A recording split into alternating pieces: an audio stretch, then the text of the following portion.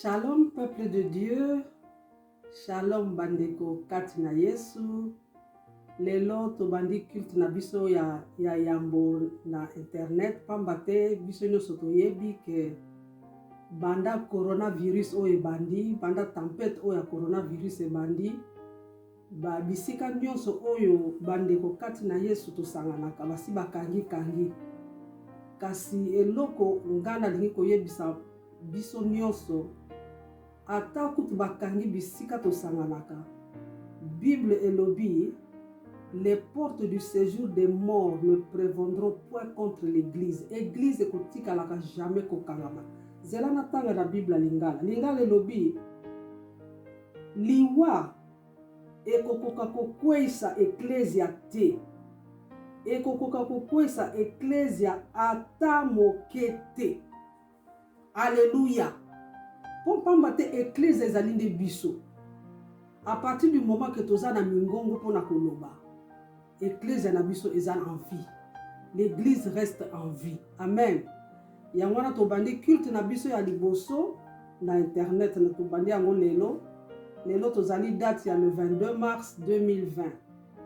Mais avant tobanda tokota na mozindo ya mateya ya lelo, nako yebisa nako linga ko rappeler na ba mama nyonso ke lelo le 22 mars ezali journée des mères. Amen.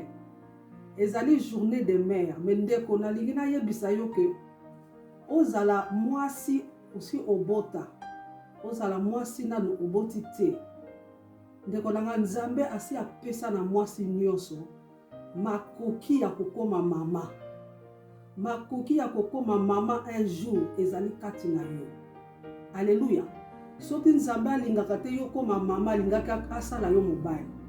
Kasi à partir du moment où obotama mwasi makoki ya kokoma mama ezali kati na yo.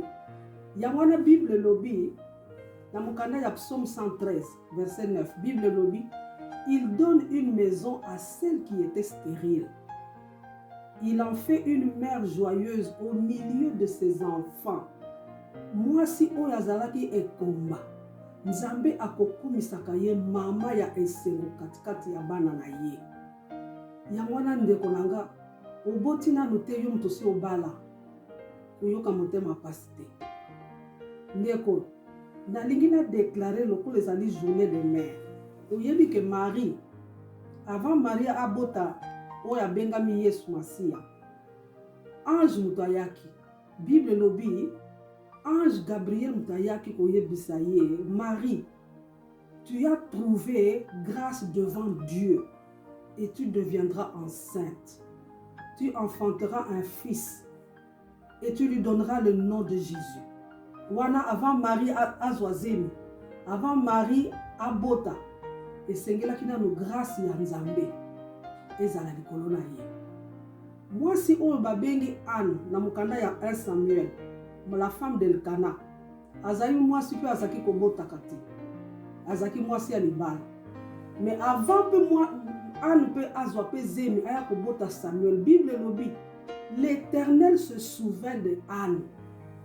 Alléluia. Mama nalingi ozala na esengo pamba te na ye ko déclarer likolo na yo lelo. Lokolo ezali journée de mère. Que la grâce de devenir mère repose sur toi au nom de Jésus. Tika grâce ya Nzambe ekita likolo na yo. Okoma mama, que tu puisses être la mère qui prenne la mère qui ait des fruits, qui prenne plaisir aux fruits de ses entrailles. Alléluia. Na déclaré likolo na yo la grâce de voir tes enfants grandir lokola Yesu lolenge Yesu azaki kokolaka. La Bible dit Jésus grandissait en sagesse, en stature et en grâce. Tika ngolu wana ekita likolo na yo. Omona pe ya yo bana kokola lolenge Yesu azaki kokolaka. Ya yo bana bakokola en grâce, en stature et en sagesse na kombo na Yesu Masia. Alléluia. Pona yo mutobali nanu te, tika Nzambe a se souvenir na yo. Pona yo pe osi obali nanu osimbi bana te, tika nzambe akanisa yo kaka lolenge akanisaki Anne akanisa pe yo na kombo na Yesu Masiya. Alleluya. Nzambe azokanisa bino nyonso, azokanisa pe ngapo ngape nazali mama. Amen. Yango na ndeko nanga na ye ko déclarer likolo na yo ko banda lelo 22 mars lokolo ezali journée des mères. Eloko nyonso ekosimpama na maboko na yo ekokende liboso. Oko expérimenter sécheresse lisusu te na vie na yo na kombo na Yesu Masiya. Na yango happy Mother's Day in Jesus name. Alleluya. Na yango tolingi tokota siko na mozindo ya mateya na biso ya lelo.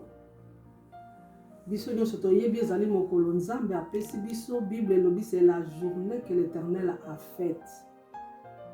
Elle est pour chacun de nous un sujet d'allégresse et de joie. Amen.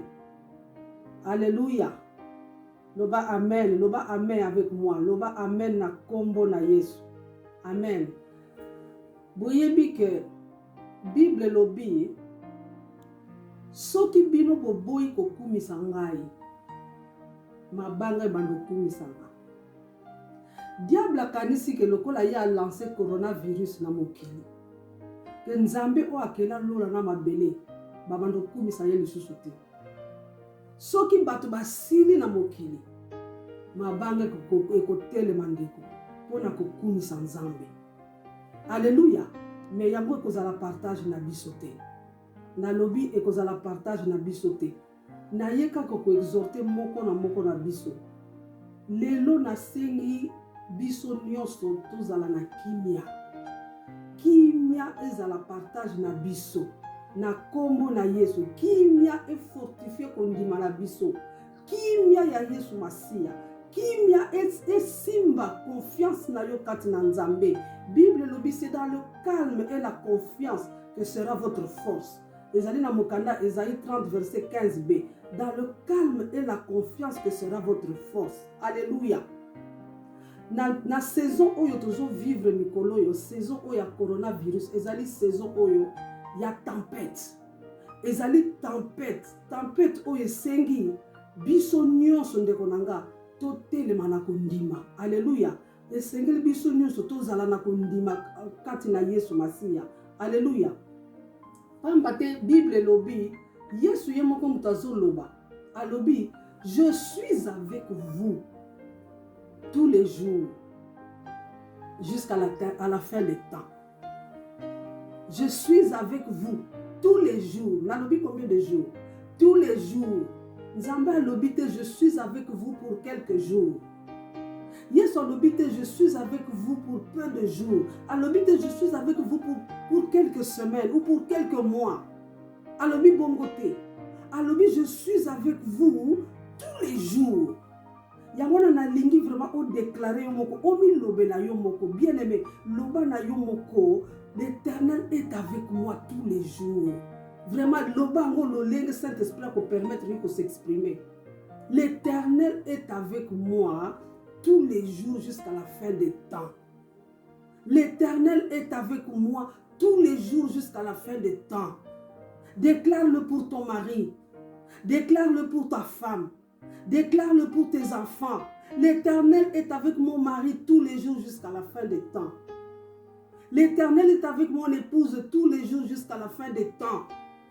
L'Éternel est avec chacun de mes enfants tous les jours jusqu'à la fin des temps. Alléluia. Elingi koloba nini?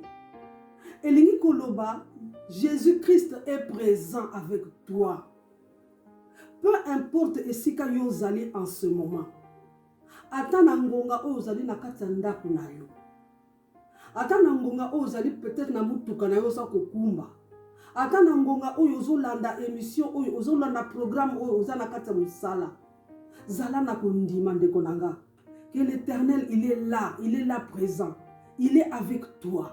Amen. Il est avec toi. Et la Bible dit l'Éternel veut. Tout ce que l'Éternel veut, il le fait. Psaume 135, verset 6. Tout ce que l'Éternel veut, il le fait. Ce qu'il est là, il va le faire. Parce que nous n'avons pas un Dieu qui ment. La Bible dit il est impossible pour Dieu de mentir. Alléluia. Nous avons un Dieu, même si ce coronavirus est une tempête, mais nous devons retenir, nous devons nous souvenir, nous devons toujours nous rappeler, bien-aimés dans le Seigneur, que notre Dieu est un Dieu qui répond au milieu de la tempête. Job 40, verset 6. Job 40, verset 6 dit que l'Éternel répond au milieu de la tempête. Donc, na katikati ya tempête oyo ebengami coronavirus, ndeko nanga soki kaka obengi nzambe wana, akoyanola yo, akobenga yo, que tu sois atteint, que tu ne sois pas atteint, ozala déjà na symptôme quelconque, ole mususu koki kolakisa ke za coronavirus, ndeko nanga, si tu invoques le Seigneur, il te répondra. Il répond au milieu de la tempête. Alléluia. Il répond au milieu de la tempête. Yamana na kosenga penza to sepela, to kumisa nzambe, to élever mingongo na biso, to remercier le Seigneur, to tombola mingongo, non pas pour demander quoi que ce soit à Dieu, mais seulement pour lui exprimer notre reconnaissance. Alléluia. Pour lui exprimer notre reconnaissance pour sa bonté. Pour ebele ya batu mikolo oyo na saison oyo ya coronavirus, ebele ya batu même dans la même famille. Alléluia. Ils s'éloignent les uns des autres. Ils s'éloignent les uns des autres pour l'année. Bazo banga kozala contaminé par le coronavirus. Alléluia. Il suffit kaka que mutu moko abanda ko kosola. Soki kaka mutu abandi ko kosola. Soki kaka omoni mutu abandi ko kosola. Bato babandi ko zwa ba disposition. Bato babandi ko kima ye. Bato babandi ko éviter ye. Babandi ko tia distance. Bien aimé, mais nzambe na biso azali oyo aloba, approche-toi de moi et je m'approcherai de toi.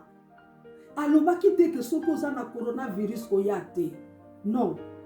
Aloba qui approche-toi de moi et je m'approcherai. Il est notre Dieu qui ne s'éloigne pas de nous, quelle que soit la situation tozanango. Bible lobi, Namukana Matthieu 11, 28. Vous venez à moi, vous tous qui êtes fatigués et chargés, et je vous donnerai du repos. Nekonaga, ceux qui coronavirus est fatigué yo, na yebite. Mais ceux qui ont yebi koza déjà na charge wana. Bien aimé, c'est le moment de t'approcher de l'Éternel. Nzambe na biso, ako s'approcher na yo. Soki yo poussane liboso, et sengeli yo sala na pa ya liboso, poussana liboso na ye. Ako benga na yo te, ako bwakisa yo te. Azali oyo ako décharger yo na oyo bengami coronavirus. Alléluia. Ya mwana bien aimé. Tokotombola mingongo na biso. Nous allons élever nos voix pour louer notre Dieu. Nous allons élever nos voix pour remercier l'Éternel. Nous allons élever nos voix pour le glorifier. Élever nos voix pour oyebisa nzambe na tondi yo. Pour na yebi qu'auprès de toi, oyo nyonso zali charge et kolongwa. Auprès de toi, Zambé, coronavirus ezelo pamba. Bible lobi, y a-t-il quelque chose de difficile devant notre Dieu? Coronavirus ezelo pamba devant l'Éternel. Rien n'est impossible à notre Dieu. Toko élever mingongo na biso. Nanzela ya lo yembo oyo. Bien aimé, nous allons élever nos voix. Yesu azali awa, solo azali awa. Yesu azali awa, na biso. Yesu azali awa, solo azali awa. Yesu azali awa, na biso. Ya solo. Alléluia.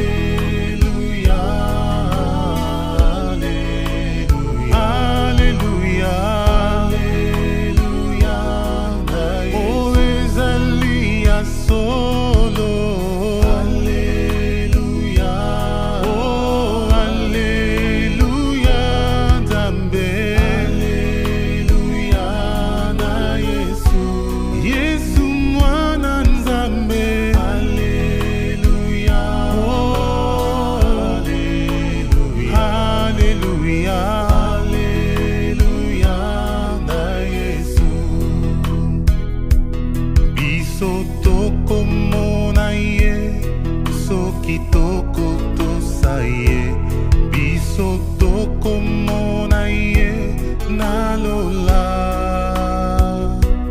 biso tokomona ye soki tokotosa ye biso tokomona ye nalola ya solo.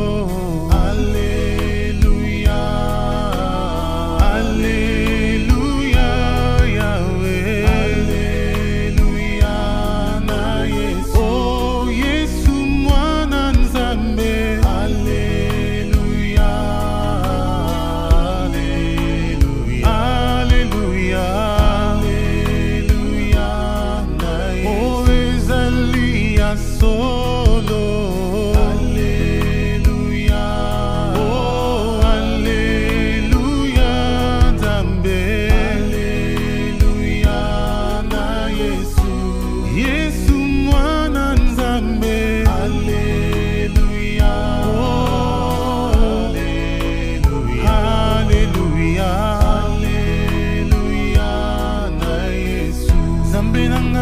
Pesa yo nini ye Zambe nanga na pesa yo nini Zambe nanga ina pesa yo nini Zambe nanga na pesa yo Oh Zambe nanga ina pesa yo nini ye Zambe nanga na pesa Oh Zambe nanga ina pesa yo nini Zambe nanga na pesa yo Oh na nyonso na zui katina yo Zambe nanga na pesa yo Nzambe nanga ina pesa yo nini Nzambe nanga na pesa yo Ona nyonso na komi kati na yo Nzambe nanga na pesa yo Nzambe nanga ina pesa yo nini Nzambe nanga na pesa yo Una nekulusu ya ya ozwaki esika na ngai Nzambe nanga na pesa yo Na bolingo na yo koloku feli ngai Nzambe nanga na pesa yo Sete na maboko yawe olobaki eloko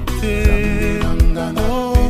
yawe na bolingo mikitisi nde mpo na ngai ifale kutotinda baserafin to basheriba otiki bokonzi na yo shilo mpo na ntina na ngai bolingo ya ndenge nini shilo nanu namona te yaya osopi nde makila mayo po esokola nde mabe na ngai yaya oh ema ema ema elelelele oh ema ema ema na ntango ya bisengo baninga baleki ebele na ntango ya pasi bango nde bakomi kolimwa moninga malamu se yo Yesu Masiya oh pasi to bisengo vandi na yo pembeni na ngai osiminga loboko lobi tokende longo opangusi pinzoli yawe okonsole motema na ngai moninga malamu Yesu Masiya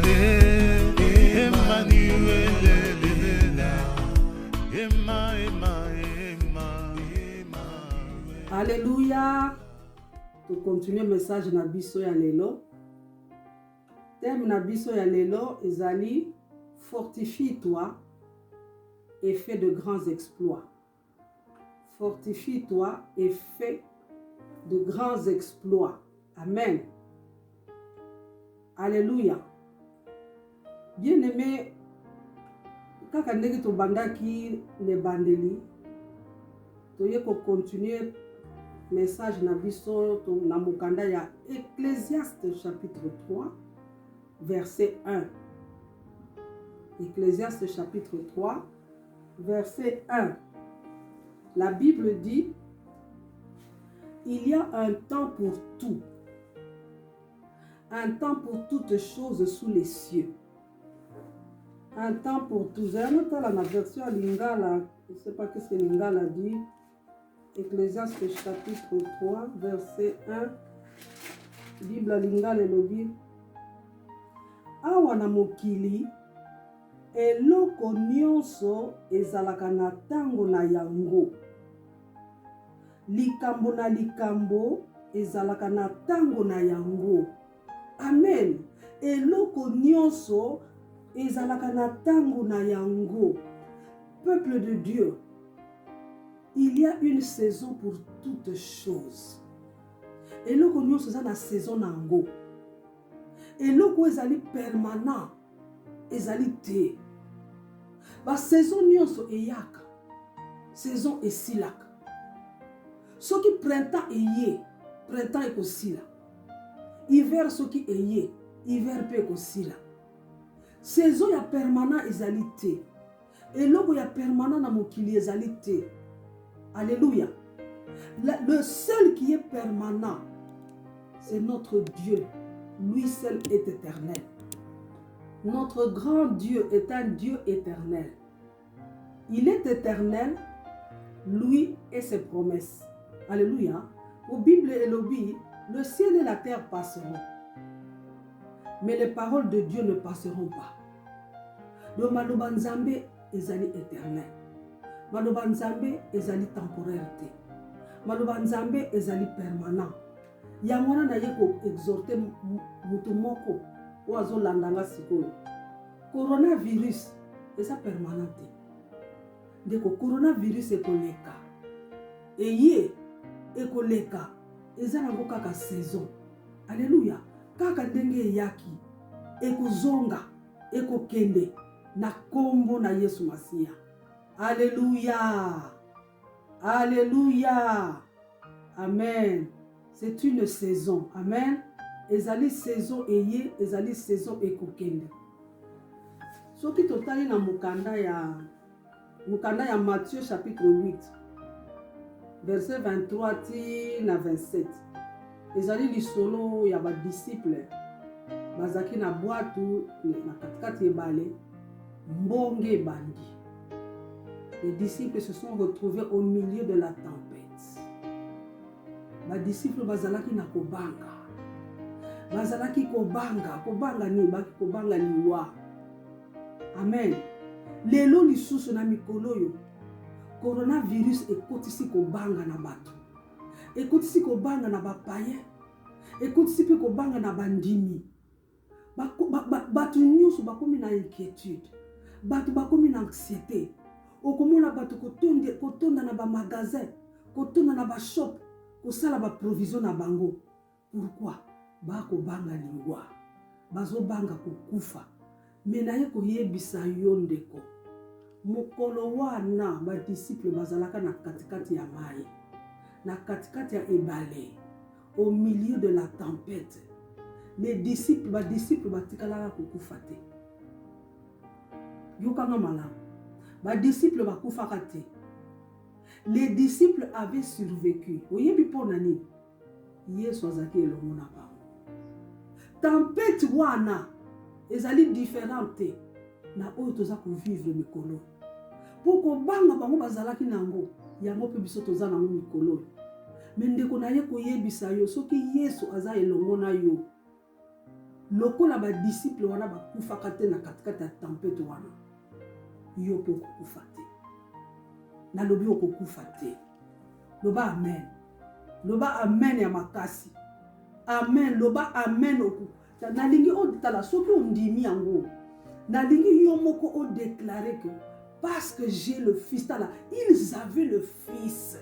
La Bible dit parce que j'ai le fils, j'ai la vie. Et quand tu as la vie, la mort n'a pas de place. La mort n'a pas de pouvoir. La mort n'a aucun pouvoir sur la vie. Parce que la vie, c'est Jésus-Christ. Il est celui qui a vaincu la mort à la croix. Et je veux que tu déclares, parce que j'ai le Fils, j'ai la vie. J'ai la vie. Et comme j'ai la vie, je ne mourrai pas. Je ne mourrai pas. Parce que je raconterai les œuvres de l'Éternel. Déclare, commence à déclarer maintenant. Commence à déclarer. Déclare pour toi-même. Déclare pour tes enfants. Déclare pour tes petits-enfants. Déclare pour ton mari. Déclare pour tes cousins. Déclare pour ton épouse. Commence à déclarer. Parce que j'ai le Fils, j'ai la vie. Parce que j'ai le Fils, j'ai la vie. Et parce que mes enfants ont le Fils, mes enfants ont la vie. Tokokufa te. Nandak nanga liwa ekokota te. Parce que le fils est dans notre maison. Le fils est dans mon mariage. Le fils est dans mes affaires. Le fils est dans ma famille. Tokokufa te. Na kombo na Yesu. Alléluia. Sikoyo, qu'est-ce que tu dois faire? Pour t'aimer nabisonde tolobaki ezali, fortifie-toi et fais des grands exploits. Ça signifie qu'il y a des choses que tu dois faire. Dans la saison Oyo, il y a des choses que tu dois faire, mon frère dans le Seigneur, ma soeur en Christ. Il y a des choses que tu dois faire. Alléluia. Bible lobi na mokanda ya Daniel, chapitre 11, verset 32b. La version où il y a Louis II, Bible lobi, ceux du peuple qui connaîtront leur Dieu agiront avec fermeté. Mais là, c'est là qui ming version Martin. Version Martin et lobi, le peuple de ceux qui connaîtront leur Dieu se fortifiera et fera de grands exploits. Se fortifiera et fera de grands exploits. Zela natala nanu na yebite soki lingala ya lelo pe elobi yango malamu. Naza na Bible ya lingala ya lelo. Daniel chapitre 11 verset 32b. Bible lobi. Kasi ba oyo nyonso bakokangama na Nzambe bakopika pende pe bakozala kaka kotia molende. Alléluia. Soki okozala na Nzambe tia molende.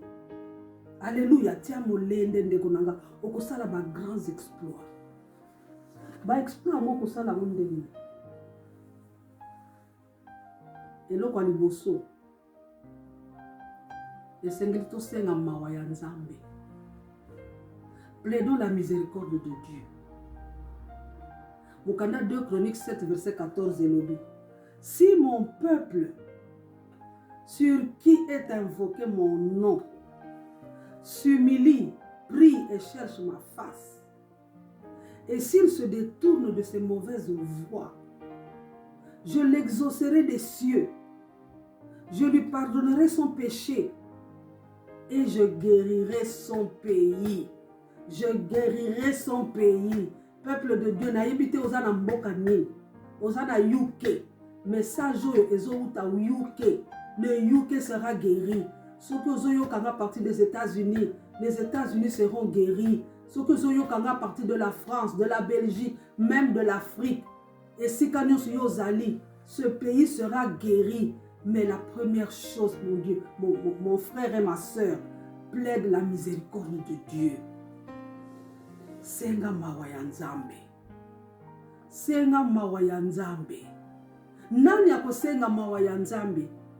Verset en elobi, si mon peuple sur qui est invoqué mon nom, si mon peuple, et sengeli ozala oyo abengami mwana kati na famille ya Nzambe. Il faut ozala kati ya na famille ya Nzambe. Tu dois être un enfant de Dieu. Alléluia. Tu dois être un enfant de Dieu pour expérimenter guérison, expérimenter pardon des péchés, expérimenter guérison ya mboka na yo, esika yo vandi, guérison ya libota na yo, guérison ya bana na yo, guérison ya oyo nyonso ezali ya yo. Alléluia. Ya mwana bien-aimé, avant de continuer na kolinga, to sala na no prière ya salut.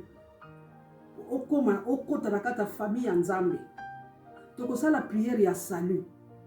Na oyo ayebi na Nzambe te. Toko répéter après nga. Oyo aza déjà mwana ya Nzambe, na kosenga yo o renouveler alliance na yo na Nzambe. Répétez toujours après moi. Amen. Répète maintenant après moi. Prière oyo ngana tozo sala biso mibale.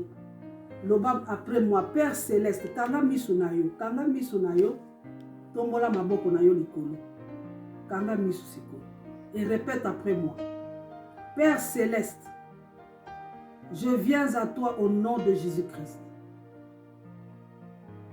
Je sais que je suis pécheur. Pardonne-moi mes péchés et purifie-moi par le sang de Jésus. Ta parole dit dans Romains 10, verset 9, si je confesse de ma bouche le Seigneur Jésus et si je crois dans mon cœur que Dieu l'a ressuscité des morts, je serai sauvé. Aujourd'hui, Père, je confesse de ma bouche le Seigneur Jésus et je crois dans mon cœur que Dieu l'a ressuscité des morts.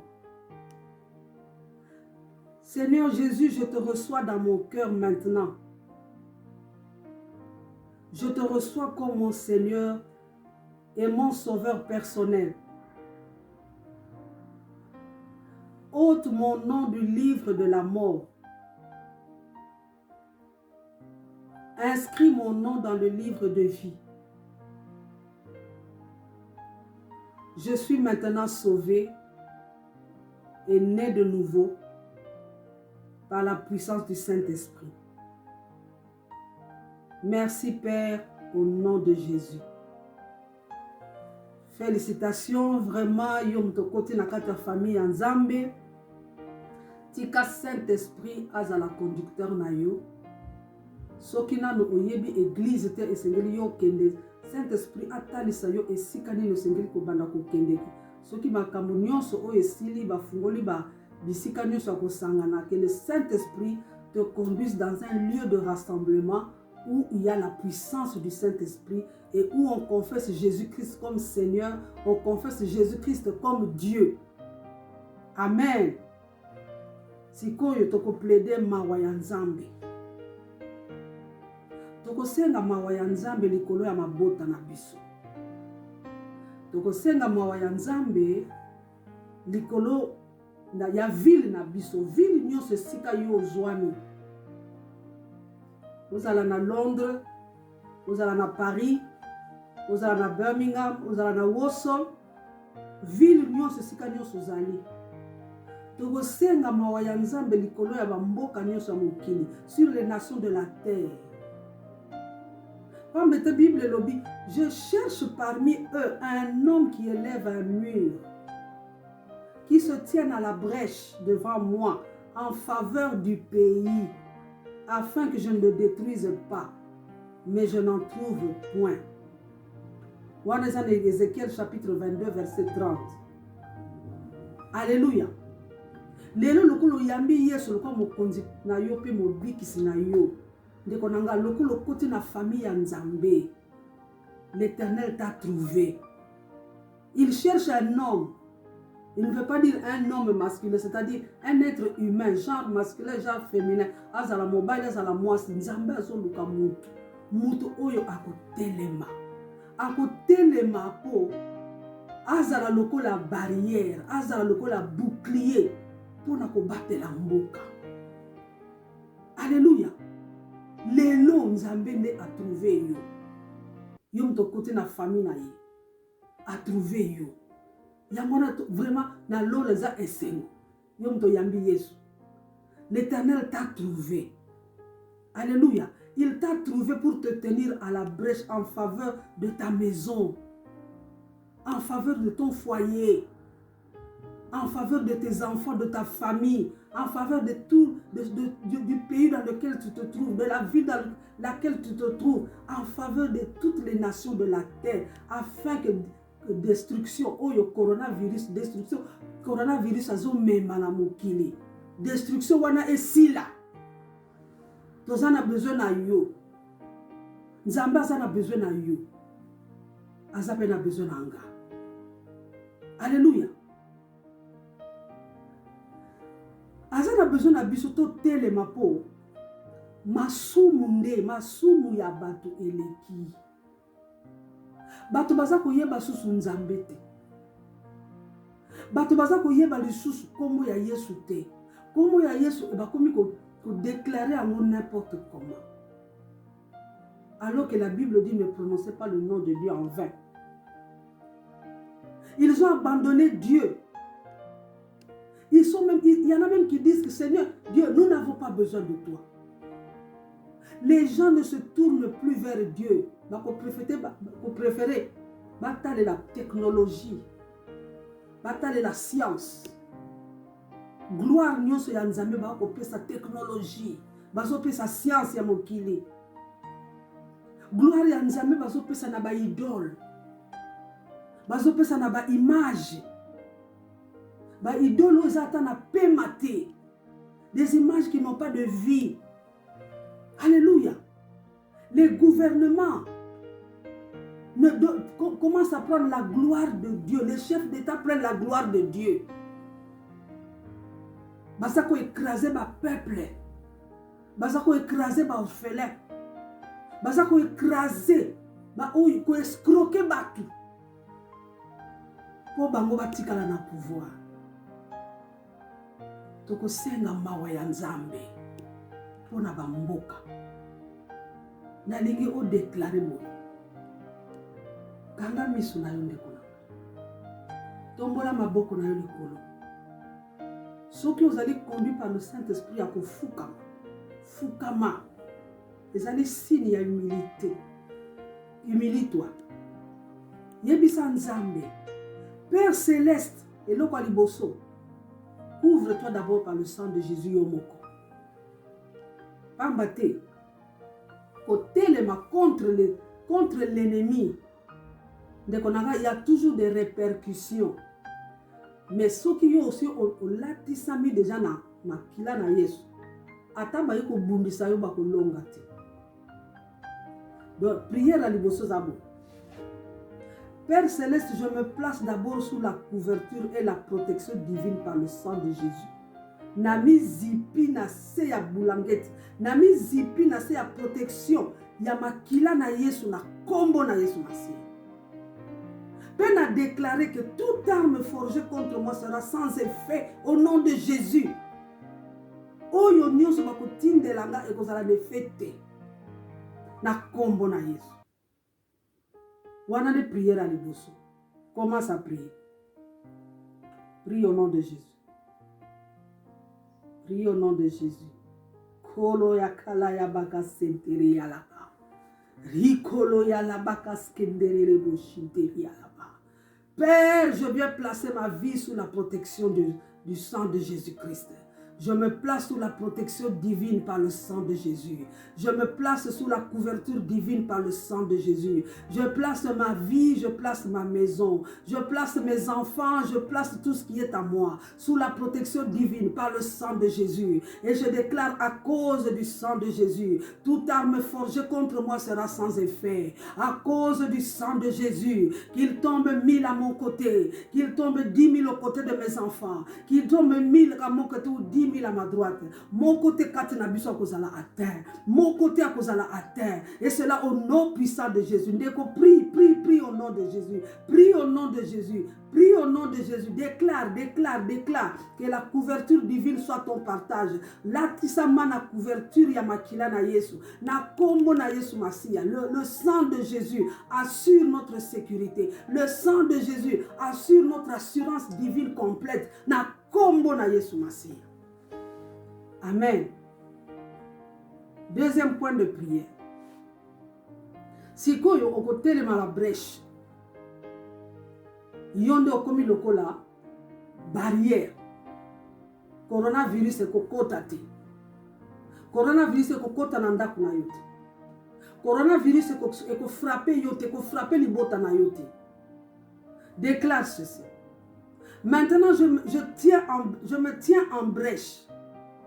Au nom de ma famille. Je me tiens en brèche. Au nom de ma ville. Ce qui est ville yozali tanga komba ville wana. Na pese exemple. Je me tiens en brèche au nom de ma ville de Birmingham. Au nom de ma ville de Londres. Au nom de ma ville de Warsaw. Je me tiens en brèche au nom de mon pays. Tanga komba mboka na yo. Je me tiens en brèche au nom de mon pays, le UK. Je me tiens en brèche au nom du monde entier. Quelle que soit la manière dont ils ont péché. Seigneur, tu es le Dieu qui a tant aimé le monde. au point où tu as livré ton Fils unique Jésus pour verser son sang précieux sur la terre. Le sang de Jésus était versé sur la terre. Sur la terre, c'est-à-dire la terre. Yesu asopaka makila na ye kaka na Londres. Il a versé son sang sur la terre. Et il dit que makila na Yesu ekoganga tina Chine. Pour Chine ezali sur la terre. Makila na Yesu ekoganga ezala soki wapi na Maroc na Afrique. Ezala na mboka soki mboka nini ekoganga kuna pas ba mboka nyonso ezali sur la terre. Nzambe ozali nzambe ya mawa. Ozali nzambe ya mawa. Oyebi Yesu ayaka na mokili po ayeba pasi ya moto ezalaka ndenge nini. Ozali nzambe ya mawa. Tika pasi oyo bato baza koyoka na sima coronavirus. Oyoka yango pe. Tika makila na Yesu oye ganga kakoloba koleka makila ya Abel ebanda ko ganga na faveur ya ba peuple nyonso na mokili. Ba peuple ya ville na ngai. Ba peuple ya libota na ngai. Ba peuple ya mboka na ngai. Ba peuple ya mokili. Ba peuple ya mabele mobimba. Que le sang de Jésus parle en faveur de ton peuple. Seigneur, nous prions pour ta miséricorde. Tosengi mawana yo, Zambe, afin que démon oyo molimo ya Satana oyo ezali na sima coronavirus ezala complètement détruit par le sang de Jésus et la puissance du Saint-Esprit. Prie, bien-aimé, prie que tout démon derrière le coronavirus, tout esprit derrière le coronavirus, nguya ya milimo wana nyoso, ezala paralysé par le sang de Jésus. Ezala paralysé par le sang de Jésus.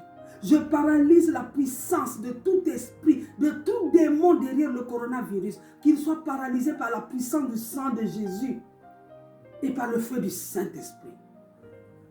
Et cela au nom de Jésus-Christ. Sambe, tosengi mawana yo likolo na bomoi na ngai. Mawana yo ekita likolo ya bomoi na nga. Likolo ya ba membre nyonso ya libota na nga. Likolo ya bandeko na nga ya basi na mibali kati na Yesu. Mawana yo likolo ya ba oyo nyonso bazoluka kozwa nde place na yo. Kozwa gloire na yo. Zambe yokela bango mawa. Wana ndeza eloko liboso. Wana nde eloko liboso bandeko tosali. Tobeleli mawa ya Nzambe. Amen.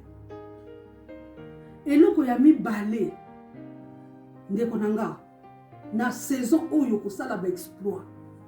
Na lobi okosala ba exploit. Esika ba mususu bakokwea yo kokwea te. Mais sengeli yo sala quelque chose. Bible lobi na Psaume chapitre 1 verset 1 tina 4.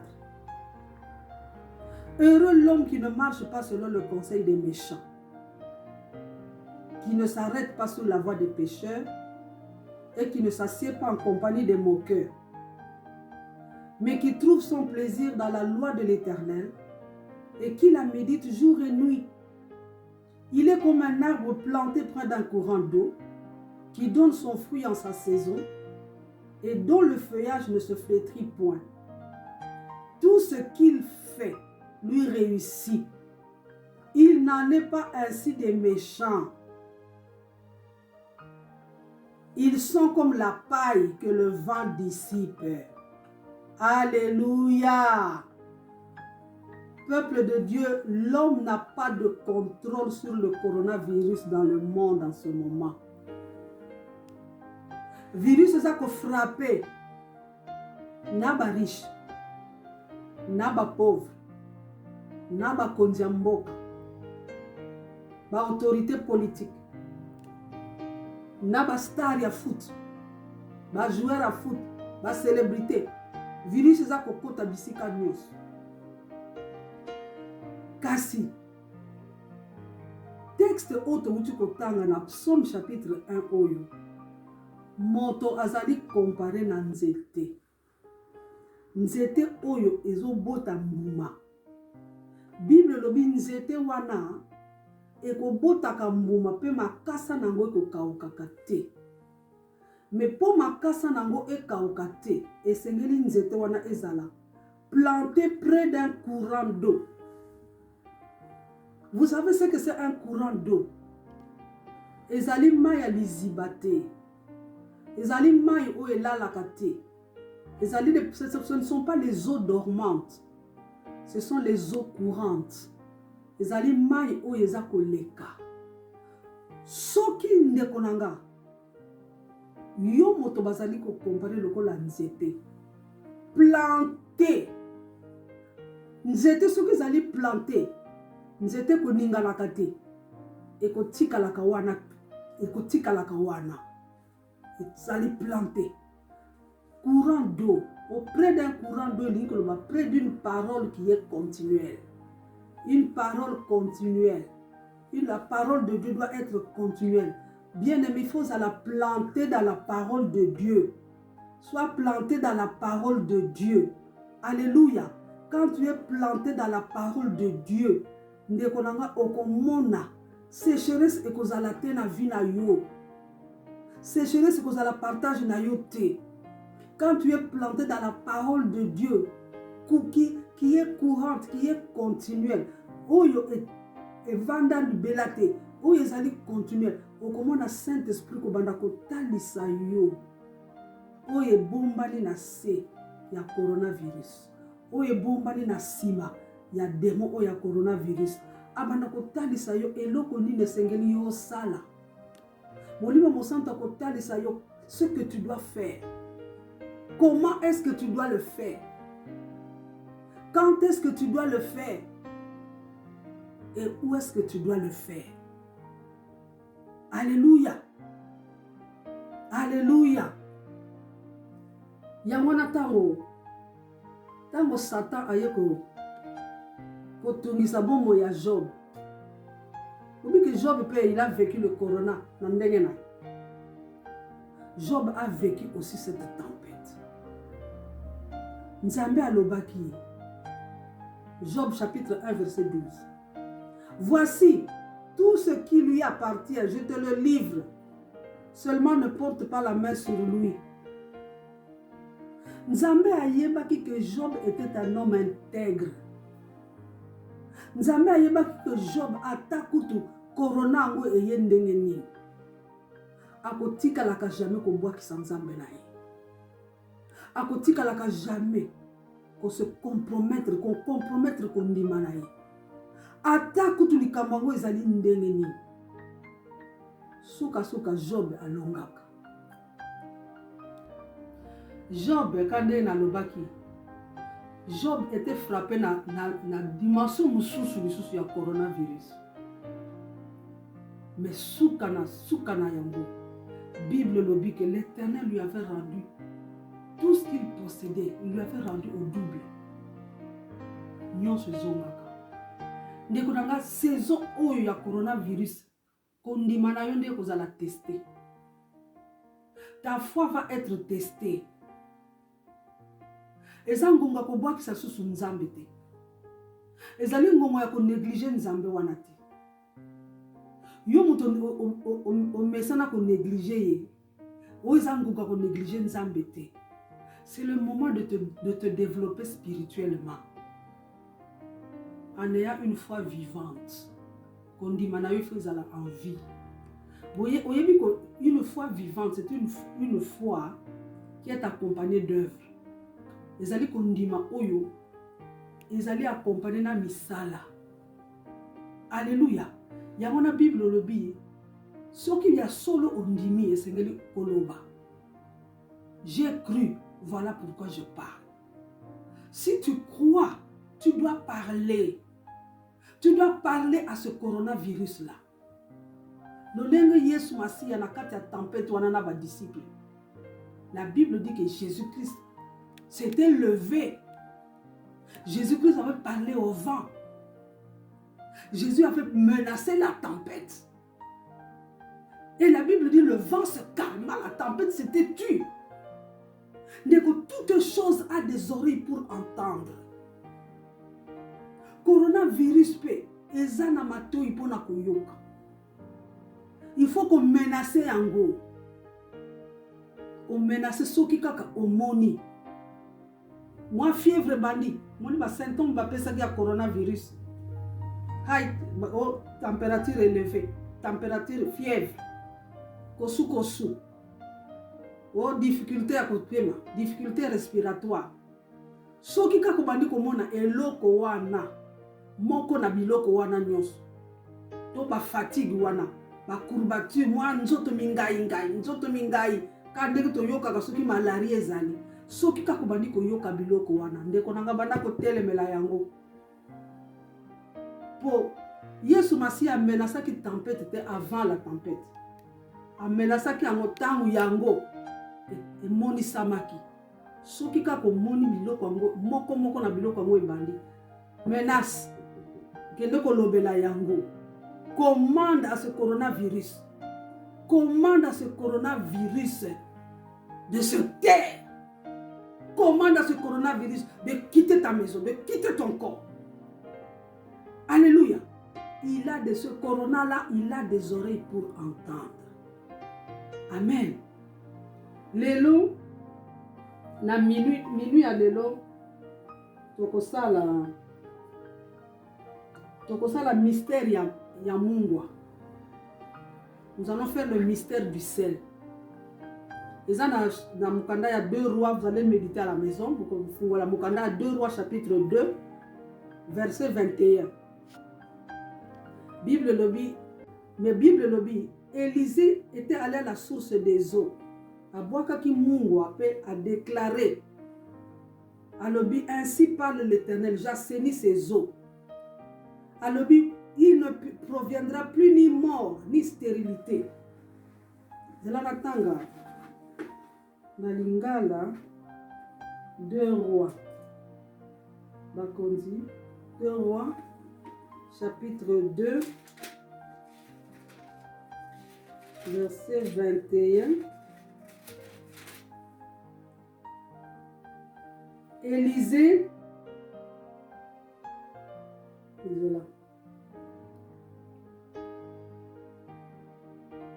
dans le chapitre, dans verset 19. Bato ya Jéricho balobi na Élisée. Mokonzi. Yo moko omoni ville na biso ezali malamu pona kofanda. Kasi mai na yango ezali mabe. Pe mabele na biso ebotaka te.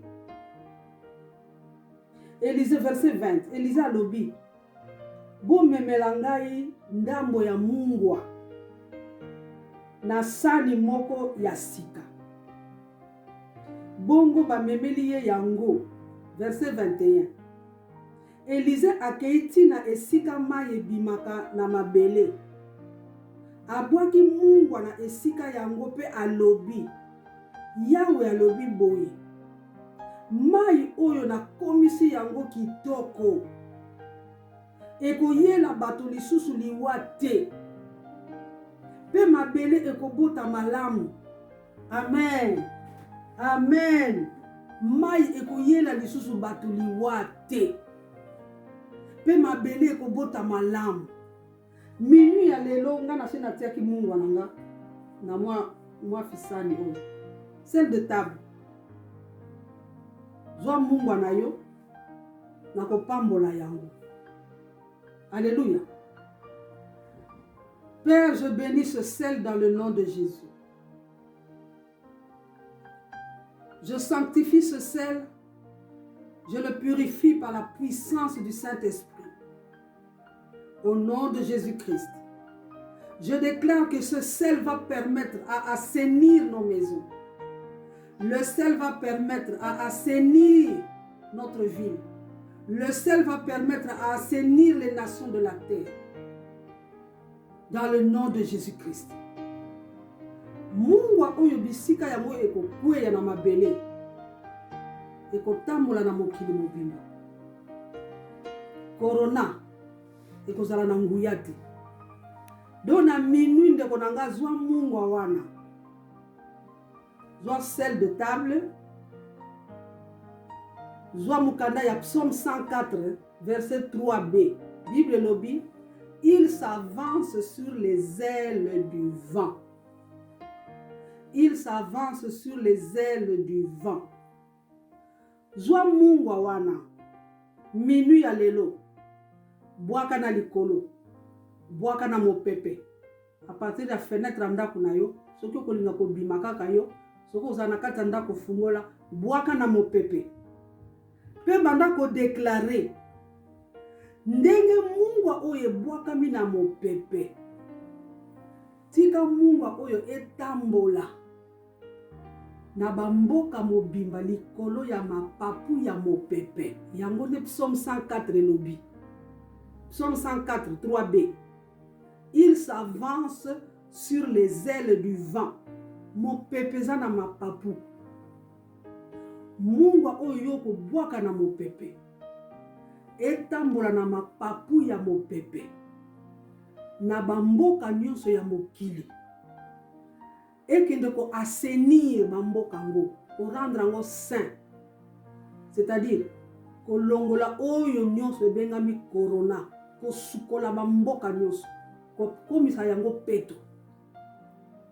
Donc oko déclarer ndenge na bwaki mungwa oyo na mopepe. Na komande na kombo na Yesu Masiya. Pe na nguya ya Molimo Mosantu. Mungwa oyo etambola na likolo ya mapapu ya mopepe. Ekende kokita na bamboka nyonso ya mokili. Ebanda na ville nanga, ville yo zali, utangi komba ville na yo. Ebanda na mboka yo zali, utangi komba mboka na yo. Ekende tina ba nation nyonso ya mokili. Déclarer ndenge mungwa oyo ekiti na bamboka nyonso ya mokili. Il n'y aura plus de mort du coronavirus. Il n'y aura plus de mort causée par le coronavirus. Il n'y aura plus de nouveaux cas de coronavirus. Et je déclare que les pays nyonso bisika mungwa ekiti, que tous ces pays deviennent sains. Qu'ils soient tous assainis. Na kombo na Yesu. Wana nde pratique ya mibale. Tokotala seko pratique ya suka pe ya misato ya suka pour ndenge tolobaki nous allons faire des exploits, il y a des choses à faire. Na kombo na Yesu Masiya. Eloko ya suka tolingi tosala sikoyo ezali Sainte Seine. Soki ozwi na mukanda ya Jean chapitre 6. Jean chapitre 6 verset 53. La français Bible lobby. Si vous ne mangez la chair du Fils de l'homme et si vous ne buvez son sang, vous n'avez point la vie en vous-même. Linga le lobby. Lingala ya lelo. Yesu azongiseli bango. Nazali koloba na bino ya solo. Soki bolei nzoto ya mwana ya moto te. Pe soki bomeli makila na ye te. Bokozwa bomoi ya seko te. Alléluia. Na kati ya nzoto na Yesu. Pe na kata makila na Yesu. Bomo ya Nzambe, bomo na ye, bomo ya seko ezali na kati. Alléluia. Kobana lelo le 22 mars, kino le 1er avril 2020. Oyo ezali mitino euti na quartier général Liberation City na Lagos. Tobanda kozwaka Sainte Seine 2 fois par jour. Matin et soir. Matin et soir. Au Bandalelo 22 mars jusqu'au 1er avril 2020. Alléluia. Sainte Seine. Eloko nyonso oza na yango. Ozala na moswa biscuit, ozala na moswa lipa. Nga naza na biscuit. Naza na liquide moko a na tie kaka mai okotia jus, quel que soit ce que nous olingi kotia. tokopambola. Na yango bongama déjà pour la Sainte Seine na yo. Bongisa biscuit na yo, bongisa moso ya lipa na yo. Na kopambola tout ça la Sainte Seine. Amen. Tombola yango likolo. Père, je te bénis dans le nom de Jésus. Je te bénis pour la Sainte Seine d'aujourd'hui. Car la Bible nous recommande de manger la chair du Fils de l'homme et de boire son sang, afin que nous ayons la vie en nous-mêmes. Nango na pamboli biscuit oyo. To na pamboli lipa, soki izali lipa ndo za na yango nde. Na pamboli pe breuvage za na yango na kombo na Yesu Masiya. Pe na nguya ya molimo mo santo. Na bongoli biscuit to lipa oyo ekomi mosuni na Yesu. Pe breuvage oyo ekomi makila na Yesu. Et cela au nom de Jésus. Ndeko nanga ezali nécessité ya kozwaka communion chaque jour. Parce que dans cette communion, il y a la vie de Dieu. Alléluia. Makila na Yesu pe sakabiso exemption. Oyebi exemption zingo lobani. Et pe sakabiso exemption divine. C'est-à-dire esika ba mususu basa ko boma bango. Yo ba ko boma yote. Esika ba mususu ba ko kanga bango. Tant ekokoma tour na yo balobi te yo kende na yo. Esika ba ko sala batu mususu mabe. Oloba ya ko sala yo mabe balobi te yo te. Makila na Yesu epesaka biso exemption divine, epesaka biso immunité divine, epesaka biso défense divine, protection divine. Alléluia. Epesaka biso guérison divine. Guérison ya Nzambe. Pour na kati ya makila na Yesu, il y a la vie de Dieu. Et quand tu prends la Sainte Seine, tu reçois la vie. Le corona qui contient la mort n'a aucun effet sur toi. Parce que la mort n'a pas de pouvoir sur la vie. Alléluia. Quand tu prends la Sainte Seine, corona ekoki ko localiser yote. Corona ekoki ko mona yote. Coronavirus ekoki ko mona libota na yote. Ya mwana mikobanda lelo 2 fois par jour ndeko kobosa na te. À partir du 22 mars jusqu'au 1er avril, 2 fois par jour, Sainte Seine. Na mikolo koya, c'est là que Saint-Esprit a conduire yo. Il y a Sainte Seine ndenge Saint-Esprit a conduire yo. Na yango to komi pene ya kosilisa message na biso na kosala kaka quelques déclarations prophétiques. Na lingi hôtel ma place aux Zouami. Tombola maboko na yo likolo pe okanga miso. Amen. Bible lobi na Matthieu 15 verset 13, toute plante que mon père qui est dans les cieux n'a pas plantée sera déracinée. Toute plante que n'a pas plantée mon Père céleste sera déracinée. Matthieu 15.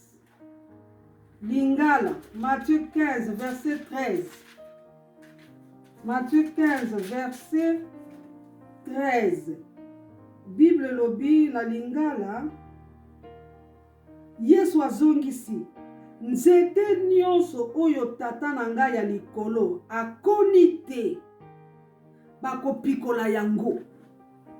Bakopikola yango. Nani akopikola yango? Yo ndeko nanga. Ozana nguya ya kopikola yango. Ozana nguya ya kopikola soki corona esi ezwi yo. Ozana nguya ya kopikola yango. Alléluia. Yango na yeko déclarer na pokwa ya lelo. Lokola mawa ya Nzambe si ekitaki likolo na yo. Na nguya ya makila na Yesu. Na déclarer que tu es exempté du coronavirus. Et cela au nom de Jésus. Tu es exempté du coronavirus au nom de Jésus-Christ. Ce qui corona ici est frappé yo. Na commandé coronavirus wana etanga moto. n'aille qu'au déraciner coronavirus dans ta vie, dans ton corps, par le feu du Saint-Esprit, au nom de Jésus-Christ. N'a commandé coronavirus, que le fléau du coronavirus soit maudit, au nom de Jésus-Christ. Je commande à la main du coronavirus, cette main du coronavirus qui repose sur ton corps. Lobo kwana coronavirus et telemi likolo nzoto na yo. Lobo kwana kanga moto sikoyo moto nzambe. Le feu de Dieu sur la main du coronavirus, et je commande à cette main de s'éloigner de ta vie, de s'éloigner de ta famille, de s'éloigner de ta ville, de s'éloigner de ton pays, de s'éloigner de toutes les nations de la terre par le feu du Saint-Esprit, au nom de Jésus-Christ. N'a déclaré boy. Je déclare et je décrète que tu ne seras pas avalé par le coronavirus. Le coronavirus n'avalera pas ta famille. Le coronavirus n'avalera pas ton foyer. Le coronavirus n'entrera pas dans ta maison. Le coronavirus verra le sang de Jésus, et il passera au-delà. Je le déclare au nom de Jésus-Christ. Na déclaré boye. Tango baba nako tanga ba oyo nyonso. Ba biki na coronavirus. Kombo na yo ekotanga makati na bango.